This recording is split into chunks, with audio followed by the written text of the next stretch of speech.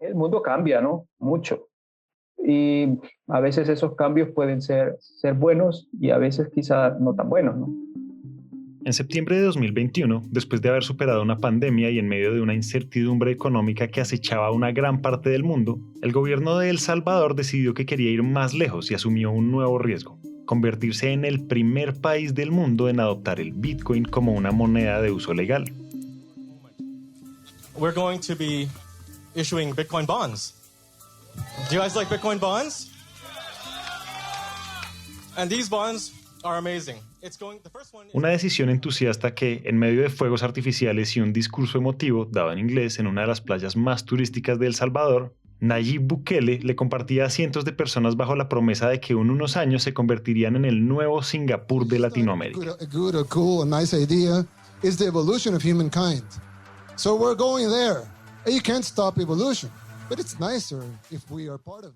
Pero hay algo de lo que debemos hablar.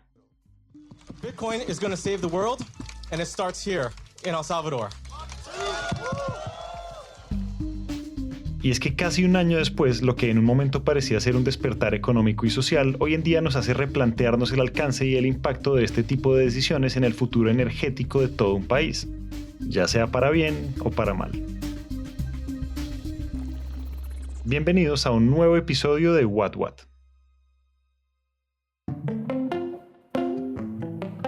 Seguramente ya muchos de nosotros hemos escuchado a alguien cercano hablar de los bitcoins, esa moneda, o mejor, criptomoneda que está revolucionando la manera en cómo las personas están invirtiendo su dinero, dejando a un lado esa dependencia que durante años hemos tenido con las tasas de los bancos y sus intermediarios. Desde su nacimiento, por allá en el 2008, esta criptomoneda ha venido cogiendo mucha fuerza, convirtiéndose en una alternativa entre comillas segura y al mismo tiempo muy cuestionada. Pues hoy en día ya estamos hablando de comprar una casa, un carro, una obra de arte o hasta pagar unas vacaciones enteras a punta de Bitcoin. Algo que años atrás era imposible de imaginar. Pero bueno, este no es un episodio sobre Bitcoin. Volviendo a El Salvador, a algunos de nosotros aún nos sigue causando mucha curiosidad que un país centroamericano del que normalmente no escuchamos hablar seguido en las noticias haya adoptado esta medida. Claro, es un caso bastante peculiar, ¿no? Vale la pena decir que El Salvador tampoco tiene moneda propia. Utiliza el dólar como moneda de transacciones comerciales. Y con esto sería la adopción de una segunda moneda, en este caso una criptomoneda. Carlos Martínez, nuestro invitado de hoy, es profesor de la Escuela de Ingeniería Eléctrica de la Universidad de El Salvador. Y mi interés en el tema de Bitcoin nace pues por las mismas circunstancias del país El Salvador, que el año pasado lo adopta como moneda de curso legal, ¿no? Y entonces desde la academia, desde la universidad, pues le estamos dando seguimiento al desarrollo de esta iniciativa de gobierno. Así como Carlos, hoy en día son muchos los salvadoreños y salvadoreñas que desde que el momento en el que se adoptó esta medida han buscado la manera de estar al tanto y entender un poco mejor el contexto de qué es lo que realmente está sucediendo en su país. Y sobre todo, qué tiene que ver todo esto con la energía. Pero más allá de esto, la verdadera razón por la que tanto a ellos como a nosotros nos conviene conocer un poco más sobre este tema tan trendy y viral como las criptomonedas, básicamente recae en una realidad que hasta el momento muchas personas desconocen, y es que Bitcoin es altamente demandante de energía eléctrica, ¿verdad? Requiere de mucho consumo de energía eléctrica para poder operar. Entonces, hasta el año pasado, más o menos por estas fechas, ¿no? Mayo, junio, 2/3 del minado de criptomonedas se realizaban en China. Y por lo que sabemos, se utilizaba mayoritariamente derivados un combustible fósil, sobre todo carbón. Y es que pónganse a pensar en esto.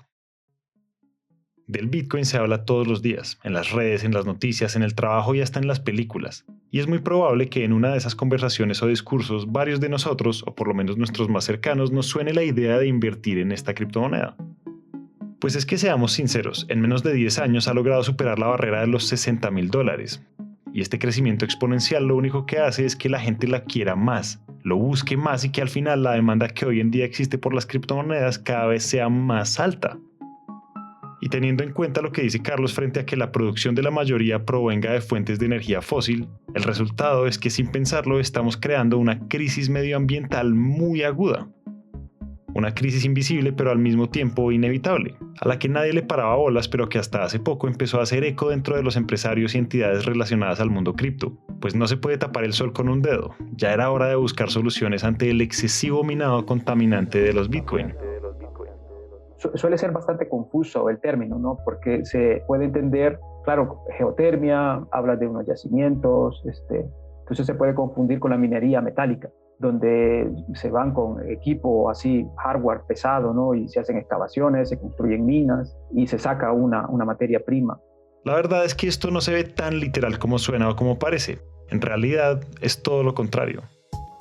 El minado de criptomonedas en realidad son centros de datos especializados. Entonces, una granja, es terminología de Bitcoin, ¿no? Una granja de minado de criptomoneda, pues básicamente se puede visualizar como una nave donde lo que tienes ahí son unas computadoras especializadas que se llaman ASICs. Y los ASIC pues son unos sistemas informáticos que están compitiendo entre sí para resolver acertijos informáticos. El que resuelva primero ese acertijo informático se lleva un premio, si quiere llamarle así, y ese premio se paga en Bitcoin. Entonces todo esto es suena un poco rarísimo, ¿no? Pero esto tiene que ver con la creación de monedas. Ahora, ante la crecida y gran acogida de esta criptomoneda, la demanda por estos ASICs o maquinitas que minan bitcoins cada vez se hace más grande, y entre más maquinitas, más es la energía que se requiere para alimentarlas, que de por sí ya es mucha. Y acá volvemos al mismo problema. Sí, estamos generando y adoptando una nueva alternativa financiera para muchos alrededor del mundo, pero ¿a qué costo?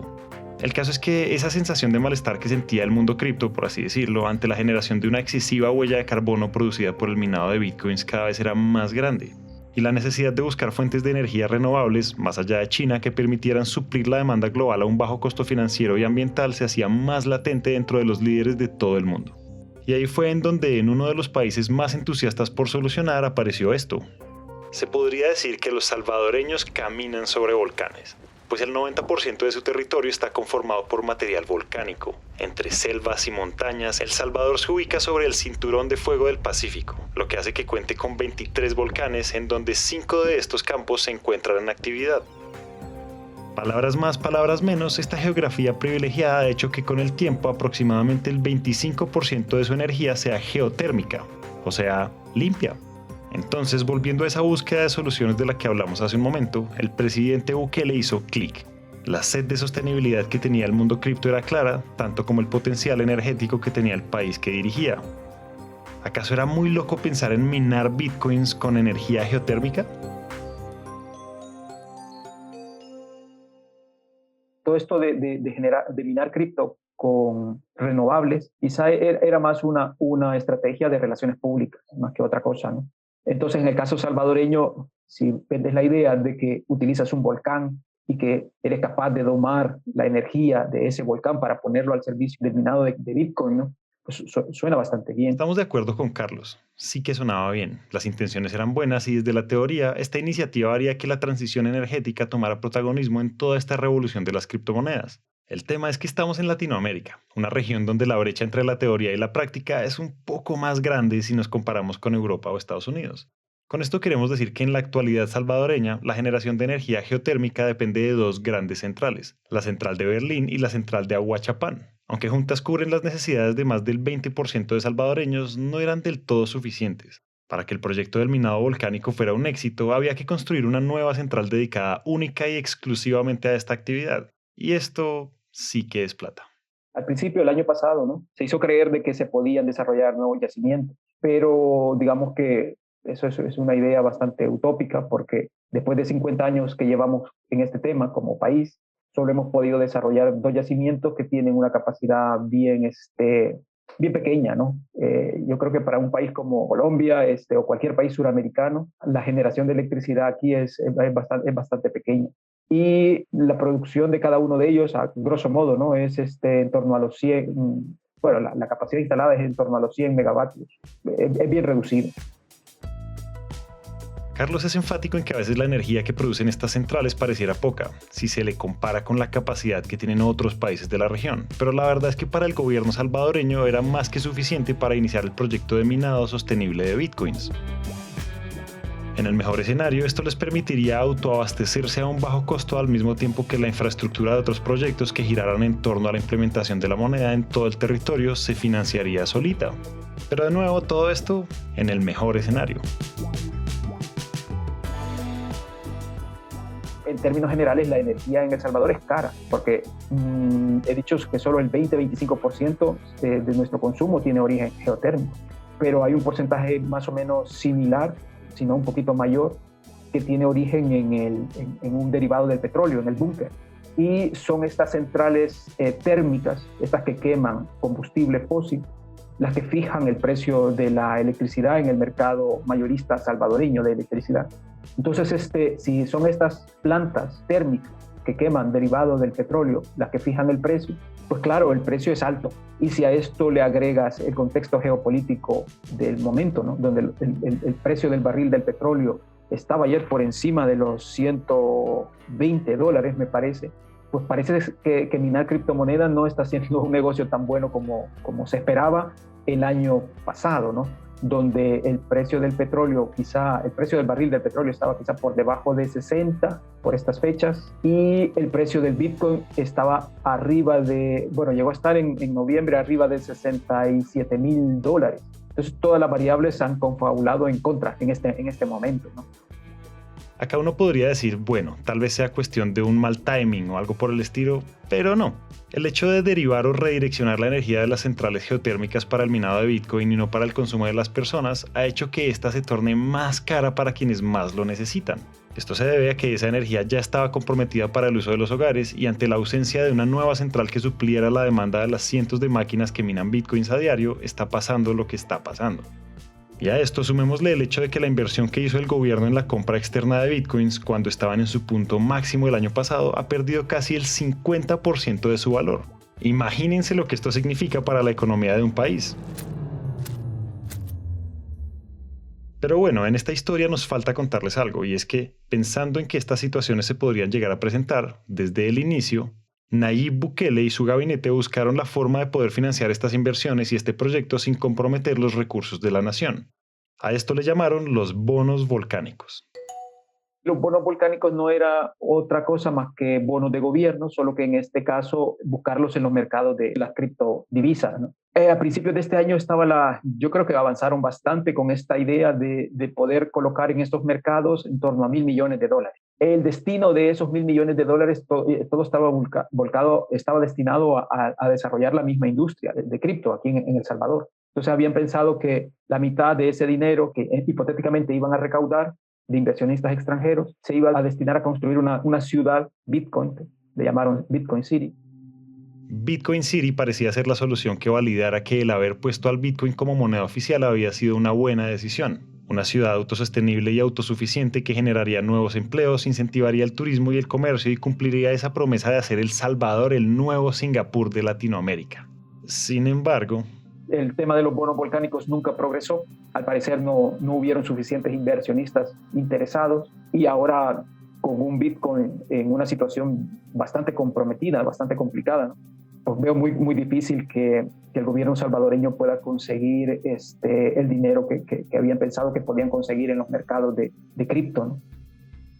A pesar de haber significado una gran oportunidad en su momento, hoy en día esos bonos volcánicos destinados a salir a la venta en marzo de este año aún no han aparecido. Aún no se sabe cuándo Bitcoin City estará terminada y el Fondo Monetario Internacional aún sigue insistiéndole al gobierno salvadoreño que se retracte de la decisión de hacer del Bitcoin su divisa oficial. Y la realidad más allá de esto es que la problemática energética y de emisiones contaminantes que arrastra el auge del Bitcoin aún sigue existiendo y parece estar ganando terreno.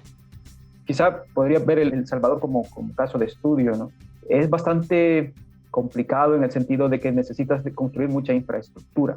Por una parte, necesitas, si se va a utilizar como una moneda, ¿no? Todos tus ciudadanos tienen que tener un teléfono con acceso a Internet. Y ya ahí es un problema bastante grande en América Latina. La tasa de penetración de Internet es de las más bajas. Por ejemplo, si alguien vive para sus arepas del mediodía, ¿no? O de la tarde, y esa transacción la tiene que hacer con el smartphone, pues le estarías agregando una carga más de tener un contrato permanente de Internet. Entonces, bueno, esos fueron uno de los problemas que quizá no consideraron acá. Entonces yo creo que hacia el otro año ya verás con más claridad las consecuencias de haber emprendido esta iniciativa, ¿verdad? Yo creo que ya para el año que viene ya estará bastante más claro si fue un fiasco o si le sirvió de algo al gobierno de El Salvador. Tanto para Carlos como para nosotros, los aprendizajes de lo que probablemente sea este primer encuentro entre las energías renovables y las criptomonedas son infinitos, pero al mismo tiempo las preguntas. ¿Y si, dejando a un lado el tema del Bitcoin, este programa se hubiera hecho primando la necesidad de diversificar la matriz energética salvadoreña?